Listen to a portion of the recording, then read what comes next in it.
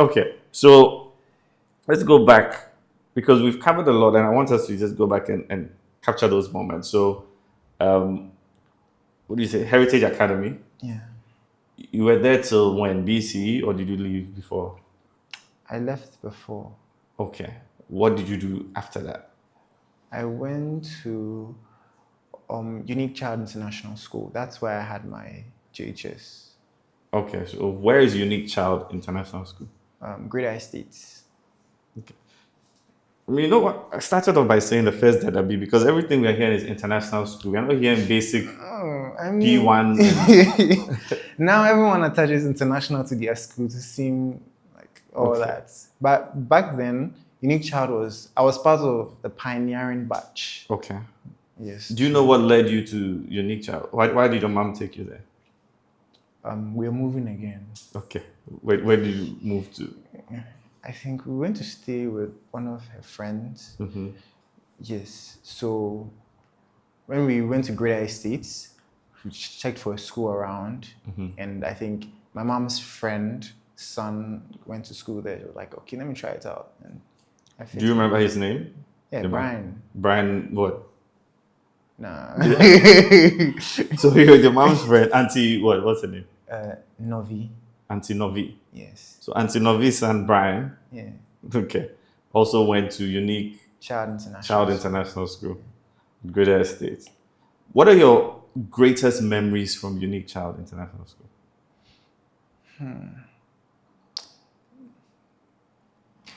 During the time when we were getting close to BC, the proprietress had a house next to the school, and she wanted us to study real hard because we are the pioneers of the school or something.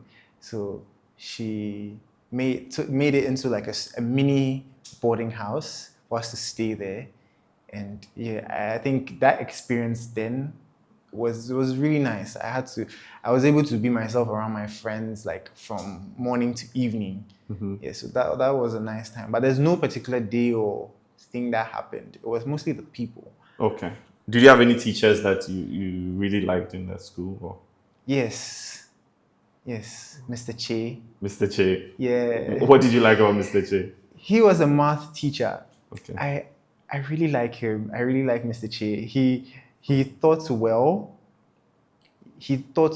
And he tried as much as possible to engage the class with not just teachings, but with stories and jokes that would get us to. Because the more we liked him, the more we wanted to listen to what he had to teach. We were excited to see him in the class compared to the other teachers who just wanted to do their jobs. Okay. Yeah. But later on, a headmaster came, Mr. Dodu. Mr. Dodu. Yeah, he was the English and social studies teacher. He said when he was young, he likes telling stories of when he was younger. Okay. So sometimes the whole class, he's just talking about his past. Okay. Yes. And maybe he'd add it to what he's teaching, but he mostly talk about his life, like moral lessons and whatnot. So he said when he was a kid and the teacher was coming, you say, "Oh, do."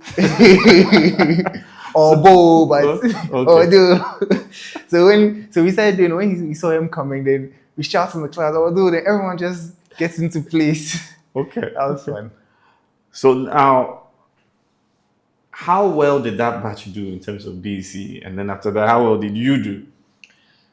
Okay. Honestly, I'm not told anyone, but I was repeated. You were repeated? Yeah. After what? Not after the BC, before. Before the my BC. grades were slipping massively. I remember a time I was in the taxi and my mom saw my results and she was yelling at me in the taxi. And I don't know where this taxi driver came to add himself, but my mom was like, "I watch TV all day. I start in the morning and I end in the night. Sometimes I end the next day dawn. I don't study." And the driver was like, "His son also watched TV, but his son is first." I'm like, "Bro, who invited you?" She's already mad. No need to make it worse. He was there, like, being all, like, proud of his son and talking about his son. His son watched TV and he's like, "Have you seen? At least the son is first in the class. You can't even be second." And I think that time she promised me that if I was second in class, she'd buy DSTV for me. And I like Disney Channel a lot and Nickelodeon and those shows.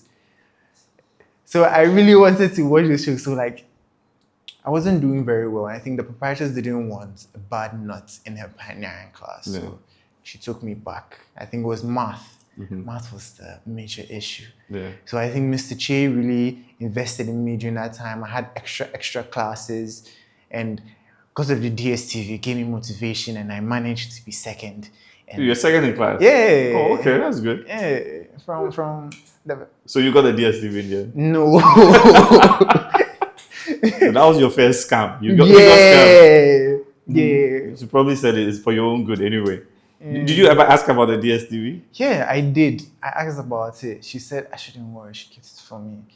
And at some point, I knew that, okay, maybe so. I didn't realize it then, but growing up, I realized the pressure was a lot on her. She's not come to add DSTV to expenses. So when I realized that, I was like, remember when you told me you gave me DSTV, I was second.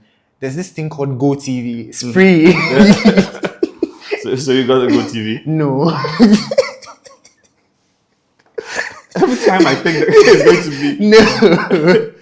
No. She tried. She really did try hard. But so then eventually wrote the BC. Yeah, I did. And how did you do in the BC? Oh, it was mostly B's. Mostly B's. I think an A here. I did GAN. You did GAN. I can't. So how's your GAN? Terrible. I understand a bit.